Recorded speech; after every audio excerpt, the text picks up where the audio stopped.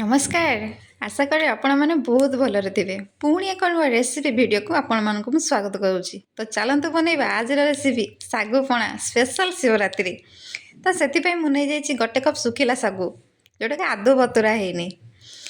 मुझे गोटे लिटर पानी पानी को फुटिया छाड़ी देती सागु को एड करुच्ची कंटिन्यूअसली एमती चलाऊँगी। मुझे छाड़ देती जहाँफल कि बिंडा हो जाइए। तो आपण मैंने लक्ष्य करेंगे एमती कंटिन्यूअसली चलाइला सागु को बेसी हवा को देवे ना एमती टे बाकी अच्छी सिझापी मुझे बंद करची।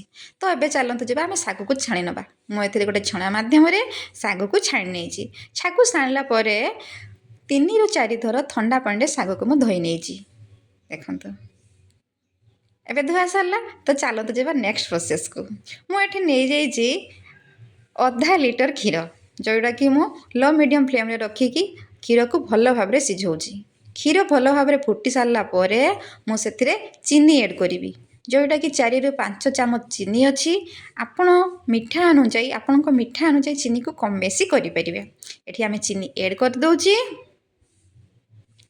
एबे नवा आम गुजराती गुंड 4 ରୁ 5टी गुजराती को मुझे गुंड कर चपा सहित आताको एड कर दौची। ताको भल भाव में क्षीर सहित सिझे नौची। तो एबे चलते जब आम गोटे भल जिनस पकेवा सेटा हूँ चेरी। चेरी कहीं पकेवा कहीं ना क्षीरटा आमर व्हाइट अच्छी आमर टे पिंक दरकार कलरफुल हवा दरकार से मुझे पकाऊँगी। आपड़ देखिपे केमती पिंक हो जाइए। आताको मु बाहर किसी समय रखिदेली फ्रिज्रे टे ठंडा हाँ रखिदे टे यमी एबे देखो किसी फ्रुट्स नहीं जोटा कि मीठा फ्रुट्स अंगूरटा टे मीठा थिला माने भल मीठा थिला से मु अंगूर नहीं आपण मैंने मीठा फल अन्य फल भी माने एड करि परिबे।